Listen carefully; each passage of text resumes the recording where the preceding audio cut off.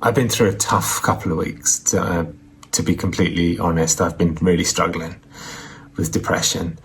It's been really hard for me to do these videos, the last few, really hard. But then I sort of struggle and go into the camera and look into it, and then I try and just let God speak through me and don't let me get in the way.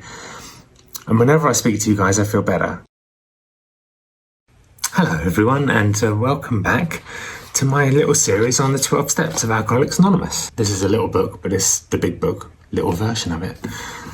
This week we're on step 8. And step 8 is made a list of all persons we had harmed and became willing to make amends to them all. That sounds a bit daunting, doesn't it? Jeez. Gotta make amends to everyone? Oh no, but that's not what this step is. Remember, it's just made a list of everyone we've harmed and became willing to make amends to them all. So this step is all about just really being searching and fearless like we were in step 4. Really think, who have I harmed during my using and drinking? Just write them down, be searching and fearless, and just, it's hard, it's going to be emotionally taxing, it's going to probably be embarrassing. You might feel guilty about some of the things that happened, you might feel shame, but guilt and shame are different, aren't they? Because guilt tends to be about what we've done, and shame is about who we are. So try to stay out of shame. I always try and stay out of shame because it leads me back to wanting to use, because shame is very much an existential thing. It's like, it's a heavy feeling to be involved with. But guilt, you can feel guilty about something you've done without feeling shame around who you are as a person. So that's a good distinction, someone told me. Guilt is about what you've done, and shame is about who you are. And don't get into the future tripping about having to make amends. That was the big thing for me. I kept thinking, I'm going to have to make amends. I can't write it down. I've got to have to make amends.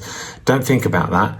This step is just about writing them down. Just imagine you don't have to make amends. Just don't even worry about that. Just write it down. You don't have to make amends. You do, but don't worry about that yet. But just write them down and become willing to make amends. My step 8 list had Laura, firstly, my parents, Laura's parents, some friends that had been with me through my using, a couple of people I worked with that I'd been crazy while working and completely incoherent. A doctor who had really been caring and taken time out of his day to help me stop.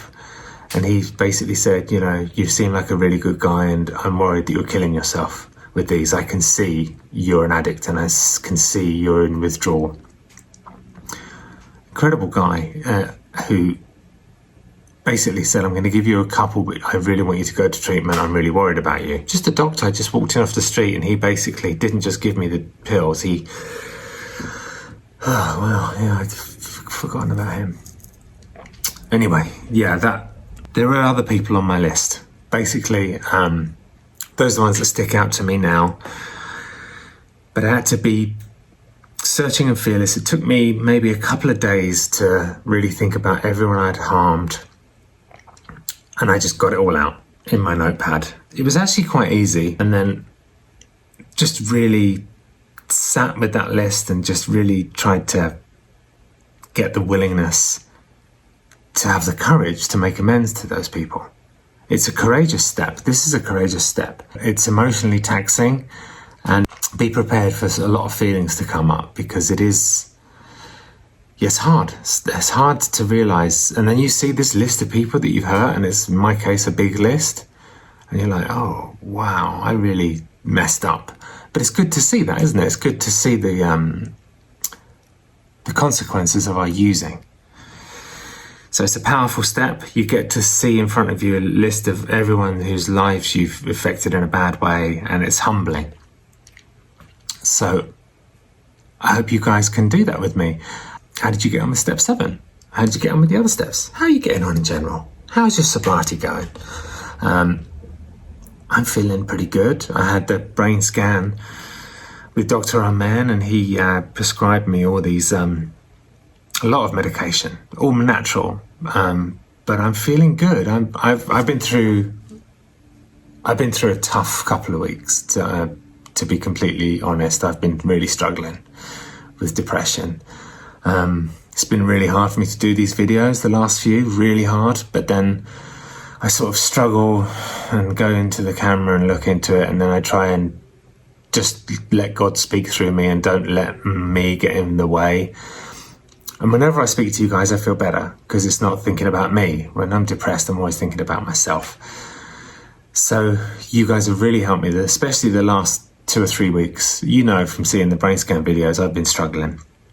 And, but I feel like I'm turning a corner, and I feel like this is helping, you know, because this is like I always say, thank you guys for helping me stay sober this week. This is like a meeting for me. I wasn't going to meetings and I was feeling terrible. And this has been a real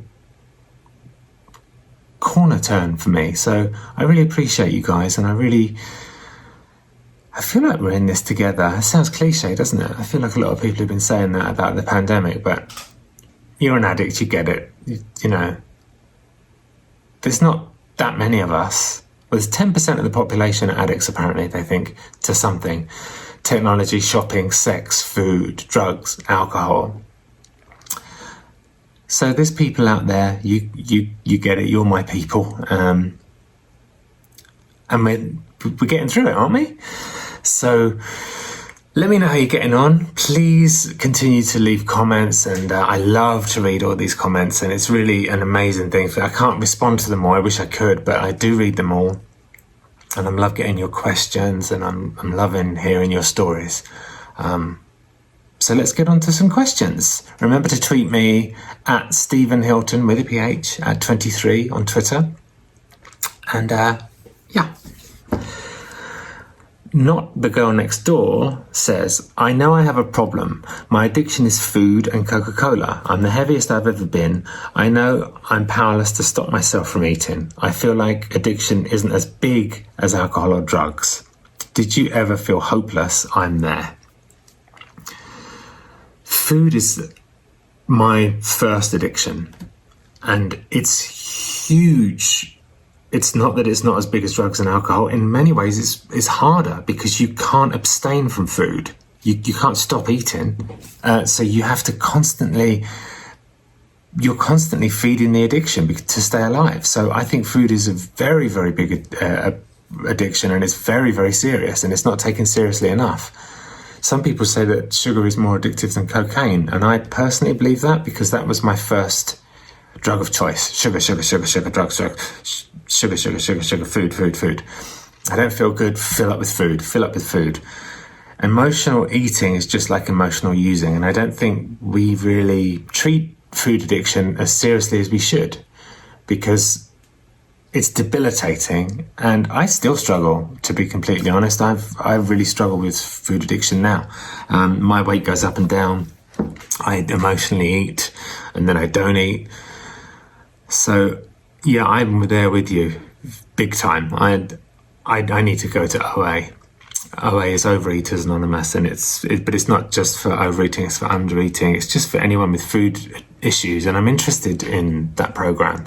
In fact, if anyone in the comments goes to OA, perhaps you can tell me a little bit about it or tweet me, because I am very interested. I don't know why I've never gone. I've always wanted to.